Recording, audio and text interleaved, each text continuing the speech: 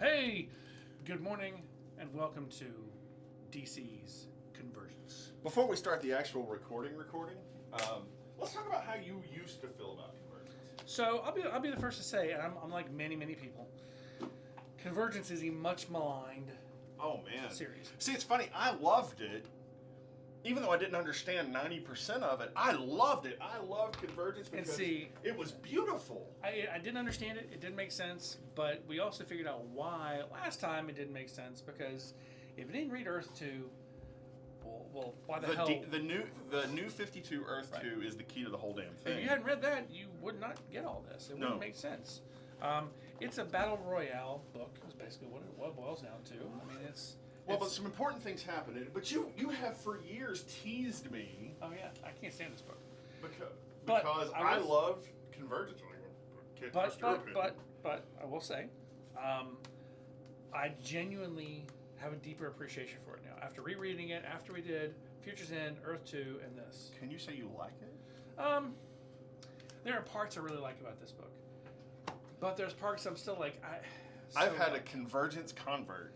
I mean, but again, you're not going to love it the way I love it. Will I then recommend it to customers? Yeah, I will. Because whereas before you mocked it. Now you have to have a cocktail though. You have to have Earth 2, you got to have Future's End, and you got to have this. I haven't read all of Earth 2 yet. Now, I may become the biggest proponent of Earth 2 ever. You don't really need to. You see what happens at the end of Earth 2. And you somewhat see what happens in Future's End. Yeah.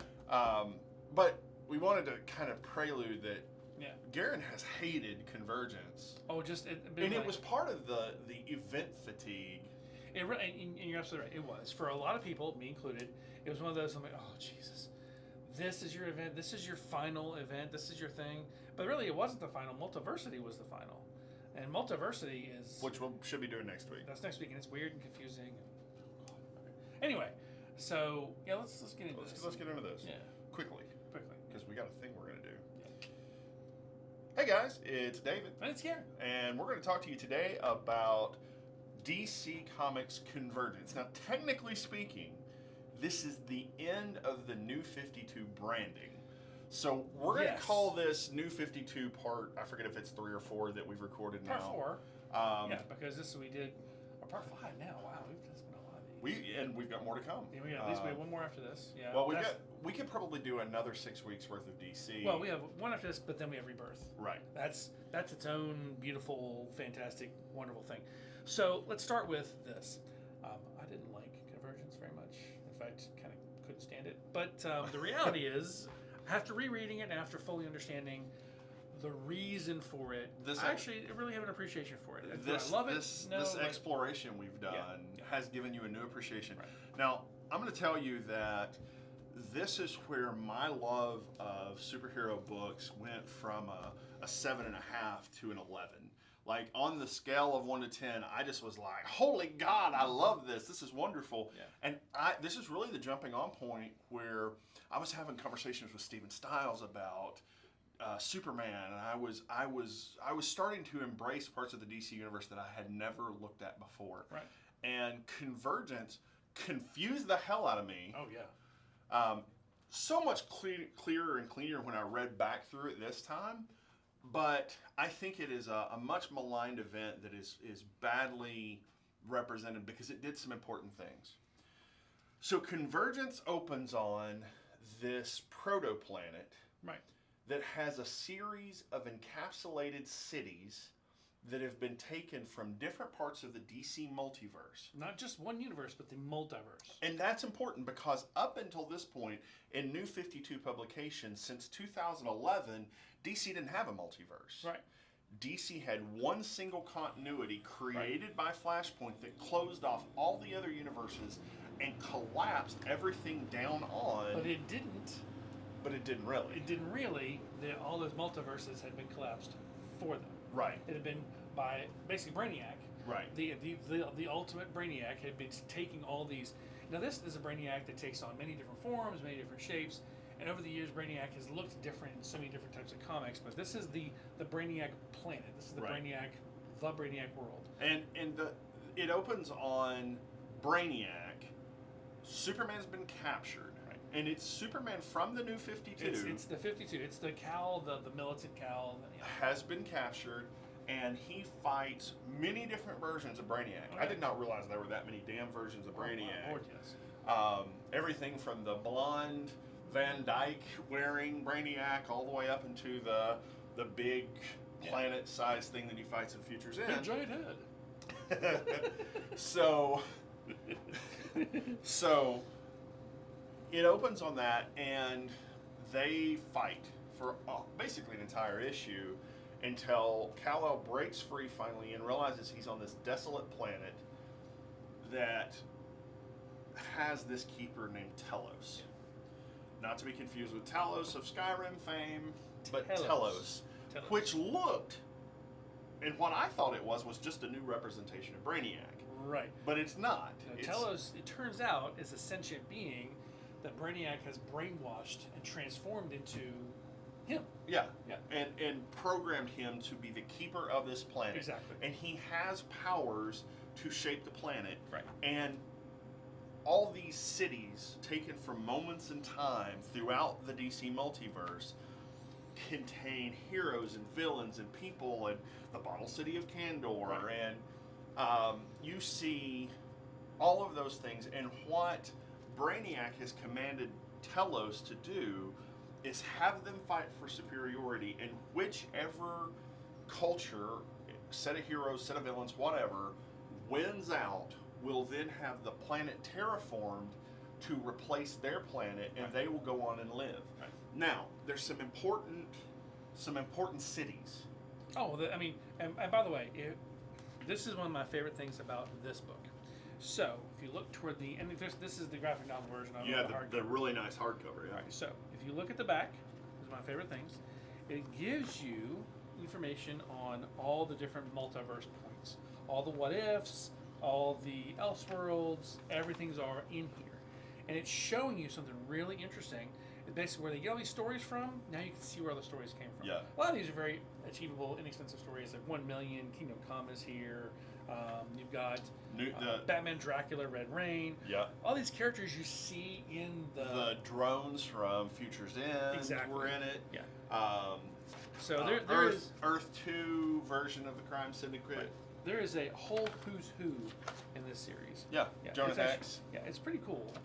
You also see toward the end, you also see them. So to continue with the story, so essentially he sets them all against each other. Well, the Earth 2 heroes, their planet has now been destroyed, and no city was saved. No city was saved. They're essentially all on ships, and Dick Grayson is a reporter. He's not Nightwing, never was. Right. Didn't know Batman. Had been married to Barbara Gordon. Who was not Batgirl. And they had a son. Batgirl's killed, or I'm sorry, Barbara Gordon's killed. He gets his son on a ship, and the ships fly away. Now, of course, he is transported to this new planet with Telos, one of the few survivors, and of course, the Green Lantern is there. And everybody who stayed behind and was killed, Green Lantern, Superman. Val Zod, Superman, Alan Scott as the Agent of the Green. Well, he's a Green Lantern. Whoever the Agent of the Red is, I didn't really understand her, but I'm getting ready to read Earth 2, so I hopefully will. Yolanda. Not Johnny Quick. I want to call him Johnny Quick, but he's not. Jay Garrick. It's Jay Garrick. Jay Garrick. Yeah. Earth 2 Jay Garrick. Which should be Jay Garrick Prime. Should be the Helmet Jay Garrick. And this is a young Jay Garrick. Yeah. This is not the JSA Jay Garrick. This is essentially what Barry would have looked like. Yeah. And Thomas Wayne Batman, which immediately grabbed me. I'm like, wait a minute. But he didn't have the guns. This was interesting. Right. Now this is Thomas Wayne Jr. This is no.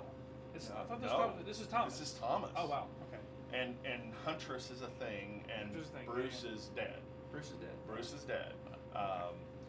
And this isn't Flashpoint version. But this isn't Flashpoint. This is similar just Earth but different. 2, but not Flashpoint. Yeah, I can't wait to read through the Earth 2 stuff. Some of that's Tom Taylor, and yeah, it's gonna be really good. I've got the first 3 now, and after I read Multiversity this week, I'm gonna start reading through. Multiversity is its own epic thing. Yeah, so what's interesting is, and a lot of this is, one of the reasons I didn't like this book as much as I could have is because a lot of it's like, oh, we're walking. Oh, there's so much existential. Okay, just existential stuff going on. Sure, fine. Get to the fights.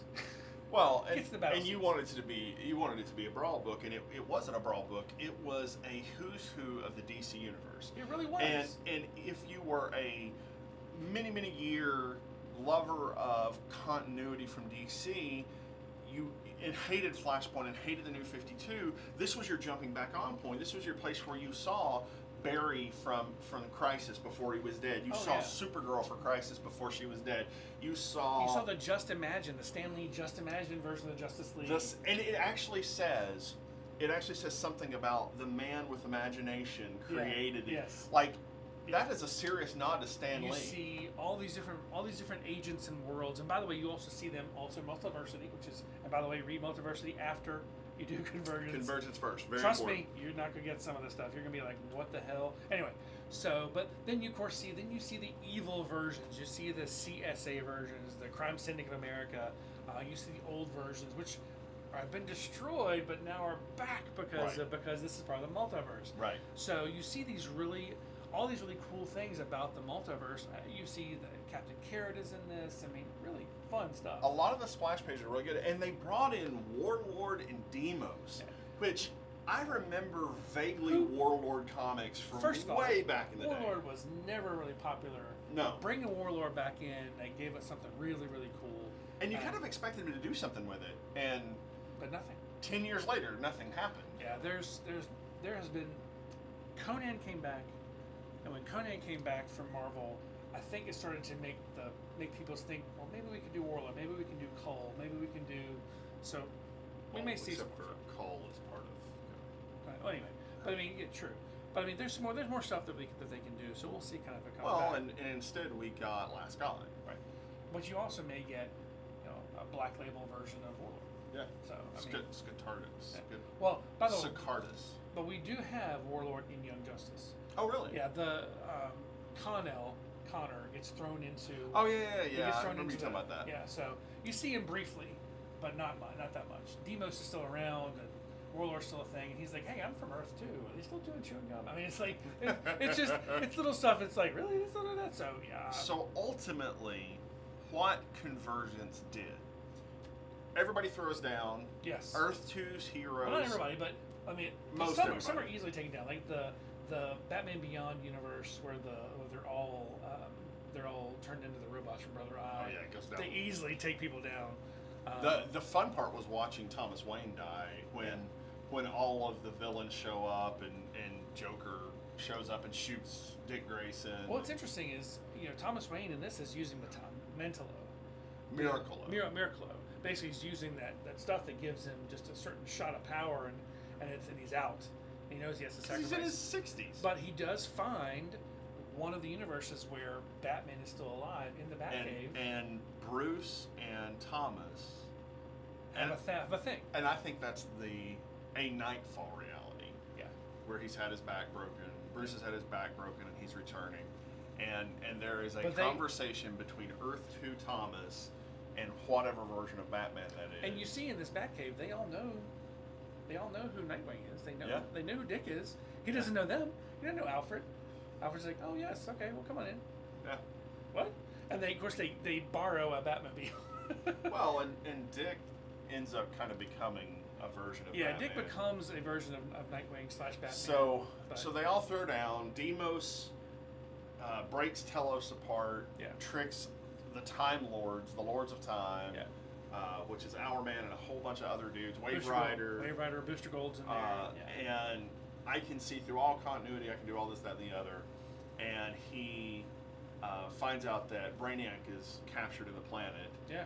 And Brainiac's like, release me. And, which is wonderful. He has a very Doctor Who moment with the little flying dudes. Oh my God. Brain fart.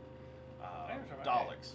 He had a very Dalek moment. Yeah. Release me, exterminate. Exterminate, exactly. Yeah. It's wonderful. So, Demos is like, no, this is going to be my world. And, of course, Telos rises back up. Nightwing, the heroes rise back Dick Grayson up. goes to Telos and says, listen, you've got to give these people their stuff back. Come on. And Telos is like, fine. So Telos wins. He releases Brainiac, and in doing so, Brainiac does this fine.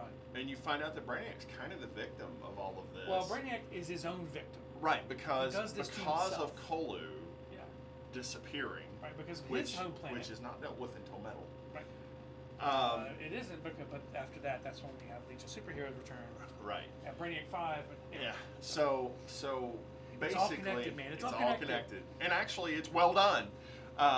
And Telos realizes who he is for the most part. He realizes that he has been manipulated.